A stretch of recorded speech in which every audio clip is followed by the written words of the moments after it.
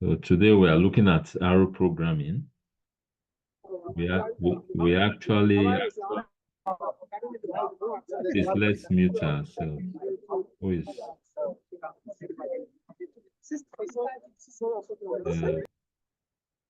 Okay. So we introduced arrow last week, in the last class. But today we just summarize the introduction again, and then we'll move on to arrow objects. What is arrow? Arrow is a programming language for statistical computing and visualization, originally created by statisticians Rosie Hacker and Robert Gentleman. Arrow is used among data miners, bioinformaticians, and statisticians for data analysis and developing statistical software. Arrow is supported by the Arrow Core team and the Arrow Foundation for Statistical Computing. So Arrow is designed and optimized for data analysis in a nutshell. Arrow was started by those two professors we mentioned earlier, Rosie Hacker and Robert Gentleman, as a programming language to teach introductory statistics at the University of Auckland. The language took heavy inspiration from the S language. There's a language before Arrow, which was called S. So Arrow was developed based on the features of S. With most S programs able to run unaltered in Arrow. Okay, most of the time, if you write an S program, it could even run in Arrow environment, as well as from schemes, lexical scoping, allowing for local variables.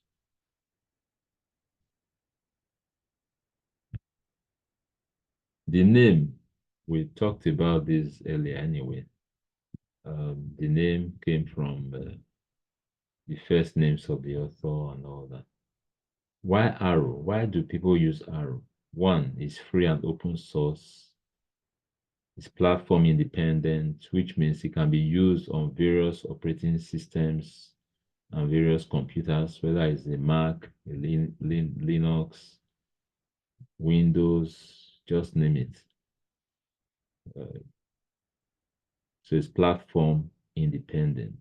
It's excellent for data science and data analytics. It can be used for quality visualization, availability of huge repository of packages, support by a large community. Now, Arrow there are lots and lots of packages available for Arrow users, which are used to do just almost anything you might want to think of as far as data analytics is concerned and data science. And Arrow is supported by a large community. So the people that are supporting Arrow, they are it's a very large community. So because of that, there's hardly any challenge you would have in Arrow that you cannot find someone who can help resolve it. So another reason for using Arrow is availability of a powerful and nicely integrated development and exploration tool, which is Arrow Studio. Arrow Studio, like you have already seen, is an excellent tool, very powerful tool. Okay, so it makes Arrow programming a lot more efficient and convenient. Okay, so now let's look at Arrow objects. We've established that Arrow is Of course, when you talk about arrow or arrow technology, it's more than just a language actually.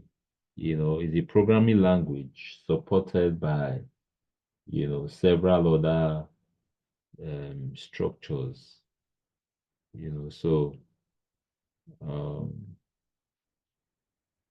arrow is big. It's not, the idea of learning arrow is a big deal. If you are very good in arrow, you find it extremely useful. Well, let's look at the arrow objects. Arrow is an object-oriented language. Most of the objects are used for storing data, you know, for storing data. Of course, functions are used for processing data. What are these objects? We have vectors, we have matrices, arrays, lists, data frame, functions. Vector, what is a vector? A vector is a collection of items in one dimension that are of the same type, that is homogeneous. A vector is the simplest data object in arrow. To combine a collection of items in a vector, we use the combine function, which is the C function. The C function. And the items within the C function must be separated with commas. A vector that contains only one element is called a scalar. So a vector that contains only one element is a scalar. That's what it's called, a scalar. Okay.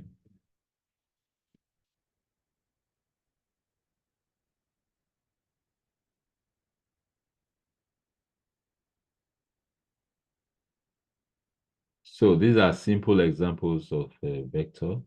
This is a numeric vector with 5 elements. I think these are things we are used to, so I don't think we need to run this. Or what do you think? These are very simple things. I think all of us in the class right now know about all this. I don't remember about Stewart. Stewart, have you done things like this before? Yeah, we did it, but you can just I just brush through. Okay. yeah. All right. So this is the numeric, this first one is a numeric vector with 5 elements. So you can see the name of the vector is scores. Okay. The name of the vector object is scores. And we use that symbol you are seeing, this symbol. We use that symbol to assign. That's the assignment symbol. You can use equal to instead, anyway, instead of this one. Okay. So we are saying that this vector is assigned to score. In other words, this vector, we want it to be stored in an object called scores. This combine function, this C, which must be a small letter. By the way, arrow is case sensitive. So this has to be a small letter.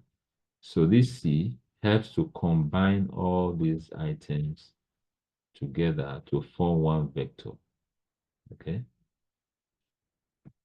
Now, this one is a character vector because there are different types of vector. There's numeric vector, there's character vector, there's logical vector. This one is a character vector. Unlike this one that contains numbers, this one contains strings, character items, which are usually enclosed in quotation marks. You can use single quote or double quote. Okay. This is a logical vector because this one contains true and false values. Okay.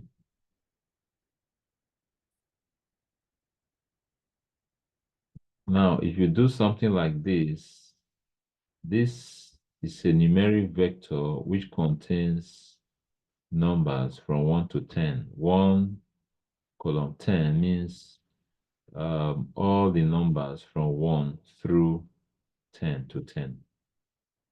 Okay.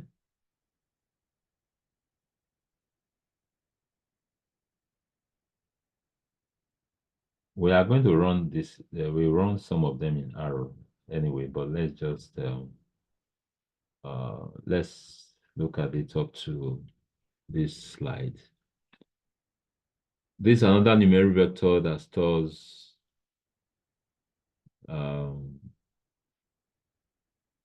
if you look at this one, you see this one, because it's a fraction, it has a fraction, it has a decimal part, 1.5 to 9.5. What it will do is that it will pick the 1.5, then add 1 to get 2.5, add 1 to get 3.5 until it gets to 9.5. So that's where it's going to store in the vector, which means there will be about 9 items: 1.5, 2.5, 3.5, 4.5, 5.5, 6.5, up to 9.5. Okay. But if you look at this one starts from 1.5. Okay, you are saying you stop at 9.2. Okay, but because the increment is 1, it's going to stop at 8.5 because the next number after 8.5 is 9.5, which is higher than what you have said the upper limit is. Are we on the same page, please? Is this on the... Yes. Okay. All right. So this is that is vectors for you. Let's go to our studio.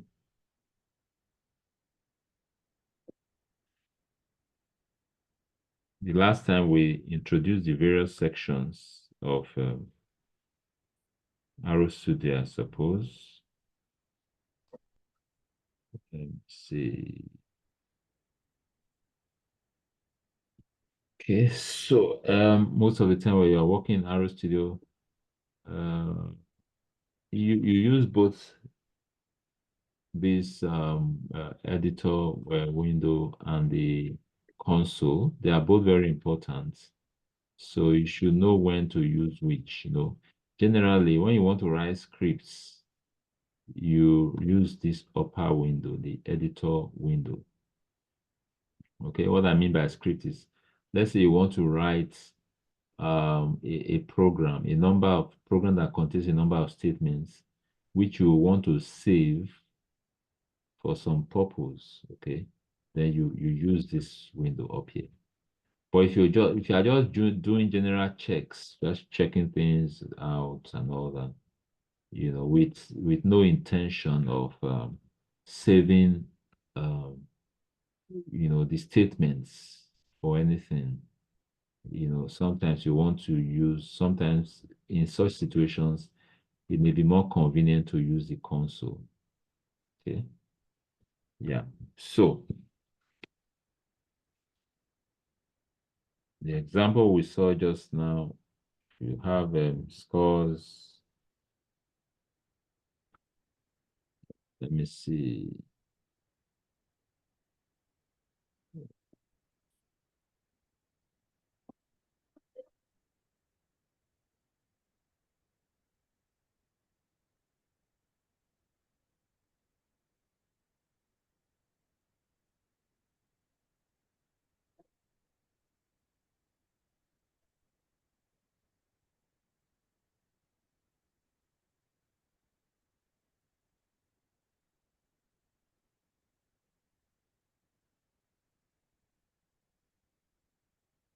Okay, so when we do this,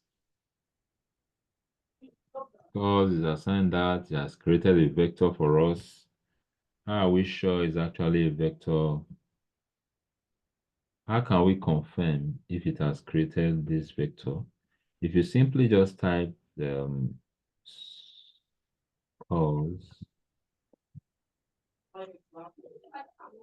and press enter, you see, it will display the items that you stored to display the items. Okay. And of course, it also displays this. The way it displays this indicates that the vector is one dimensional, so it just does it like this. Okay. Just gives you square bracket with one number written in there, and that's all. Okay. That shows it's one dimensional, it's a vector. So another way you can confirm if the vector has been created is to go to your environment, click on environment, you can see it right there, scores.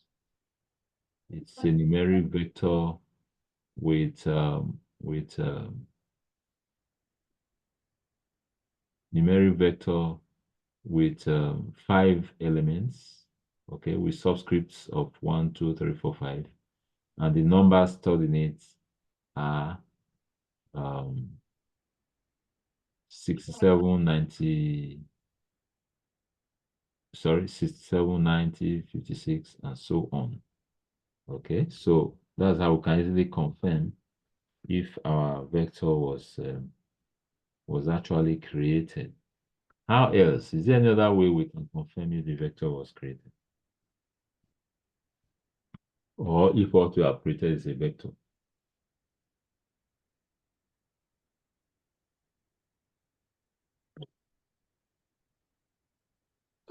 So I'm asking now. So, Yeah, my question is there how can we confirm if indeed what we just created is a vector? R stop vector. So What? has dot vector Okay, it should actually be is dot vector. Yeah. So if you So do to speak. the vector scores,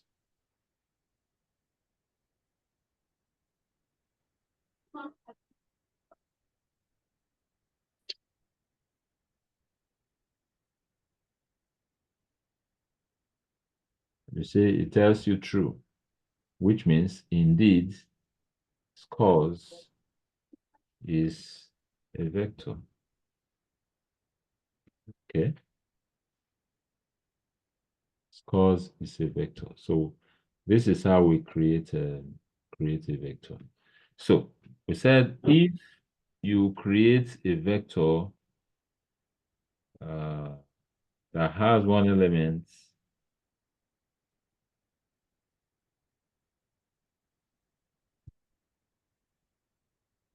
that will be a scalar. That's called a scalar. Okay. Sorry. This kind of vector that has only one element is a scalar. So we don't need to use the C to create such a vector. So like we have seen, a vector can be numeric, it can be character, it um, um, character, it can be numeric, it can be what again? Yeah, those Logical. or logical, yes. So let's say we say uh, students is assigned. Oh,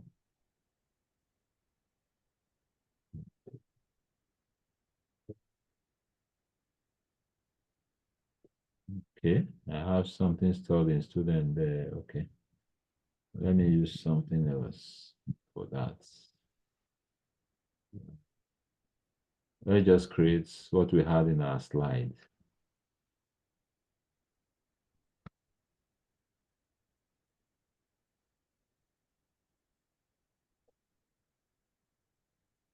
Slide is not showing. I know, I'm coming.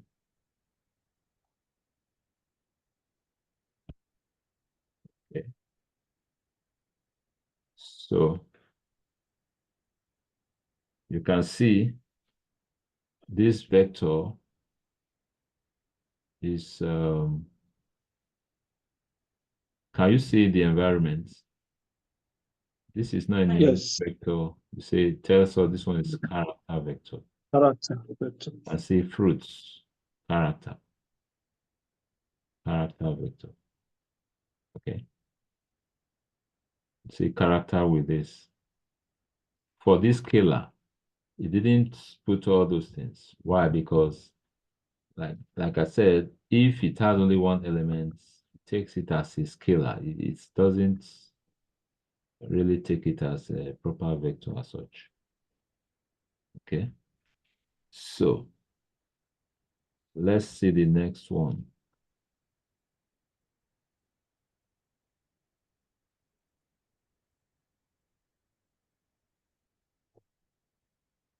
Just trying to help us explore these things so we can have a proper understanding of how things work in this environment. So you can see this one that contains true, true, false. It calls it a logical vector.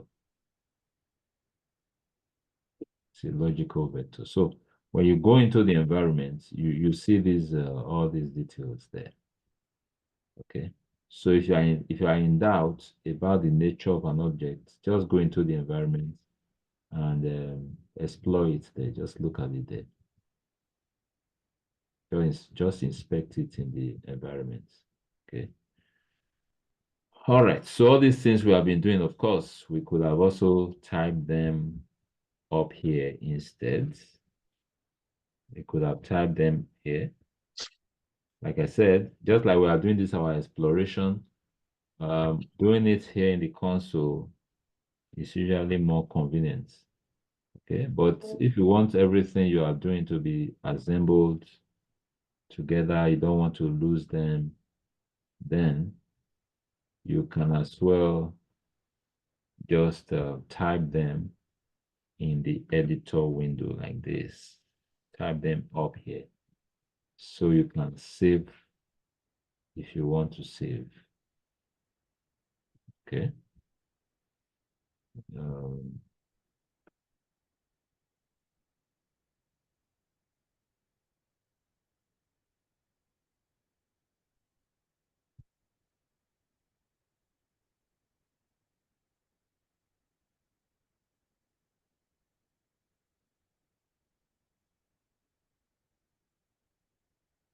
so you can assemble them here.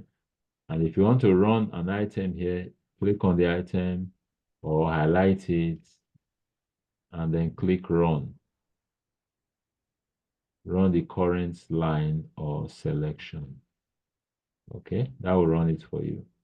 You either just click on it or you select the items that you want to run. If you want to run all of them, for example, you select and just run. Okay, another way of running is by clicking on the source. Okay, when you click source, it actually run everything in the window without you having to select. Okay, but usually most times we have all sorts of things in the window because when we use R for explorative analysis, you may have all sorts of things on this window. So usually, whenever you want to run a section, usually you run the codes in section by section, depending on exactly what you are doing. So most times you want to select and then click on run. Okay, run. So if you ran some code before and you want to rerun it, you use this other one. Okay. So that is that. We have looked at the character vector, numeric vector, and the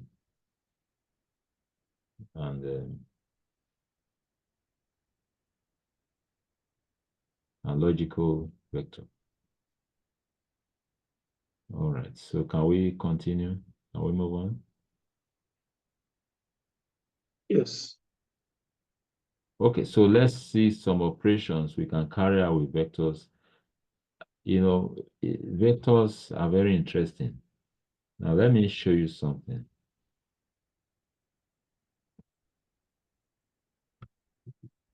Let me just show you some.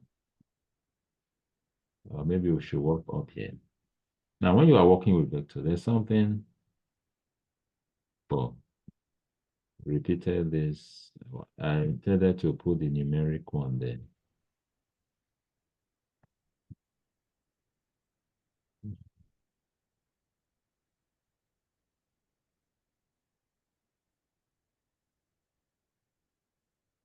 Okay.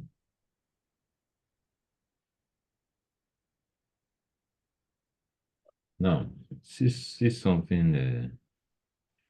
I want to show you some interesting characteristics of vectors. Now, let's say I say S2 is assigned scores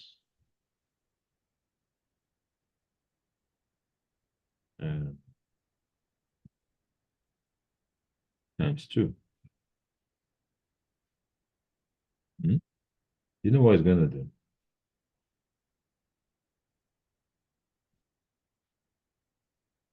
If I do that, it's going to multiply each of the elements.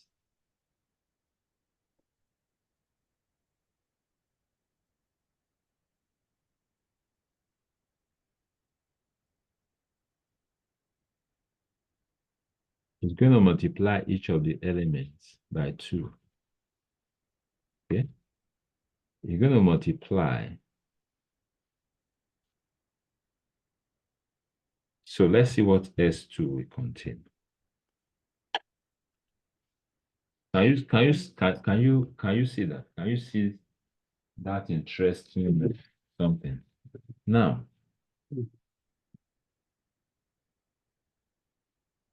this thing, what you just saw now, in some languages, in some programming languages, if you want to do a thing like this, you can't do it just like this. You will have to do use what we call a loop. We are going to look at that as we get on. To iterate through this, you have to